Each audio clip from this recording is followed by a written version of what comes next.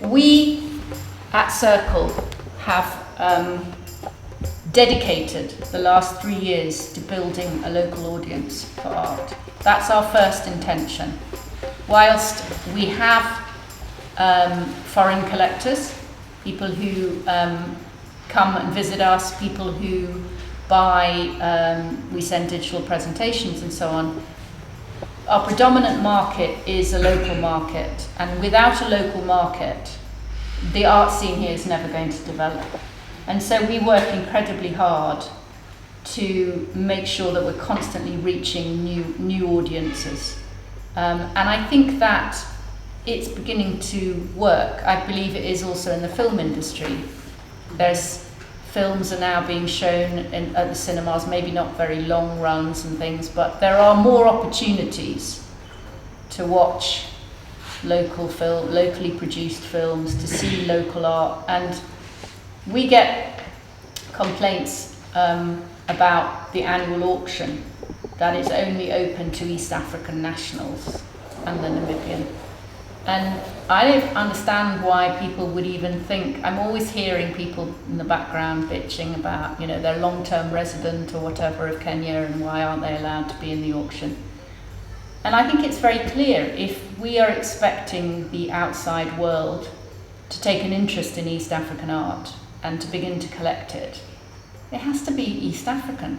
These people are international art collectors. If they're a British art collector or an American art collector, they don't want to buy an American artist living in Kenya. So it's all about being clear about what your market is as well, and who you're aiming at, and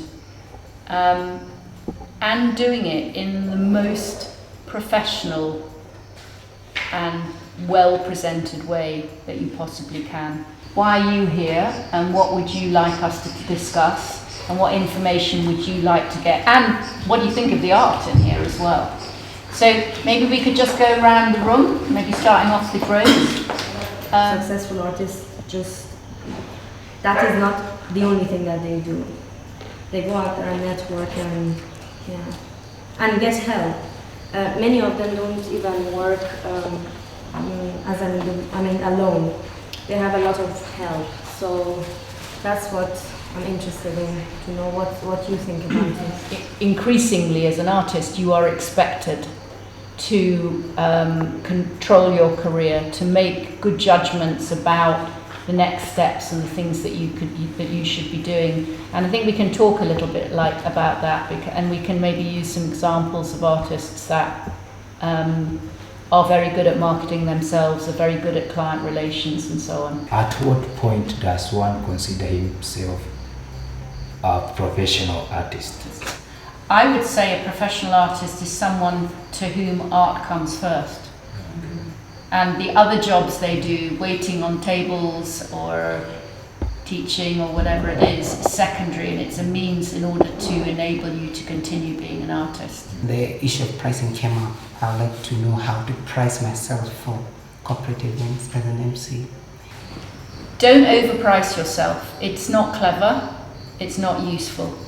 If the person who's buying from you entertains a lot, and you visit, that they have lots of people visiting their homes, the work's going to be seen, you think they're going to be a good publicist for you, half your price. But then your prices must be consistent as well. I'd like to know where the future of art is heading in Kenya, and how you can earn money from my art. The world is looking at African art. We're the hot new thing, and we're going to be the hot new thing maybe for another year or two before maybe they'll go, I don't know where the next hot new thing was, done China, India, South America. So now is the time for us to arm ourselves with information, and you need to know what's happening in Nairobi and in the rest of Africa.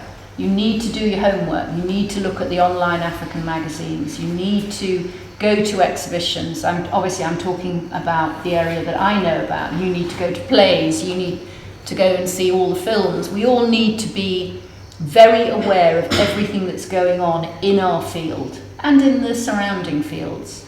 we need to be inspired by other artists. We need to go and visit them, and we need to ask a million questions. Great, well I hope you've enjoyed the gallery and the art, and I hope it's been a little bit helpful.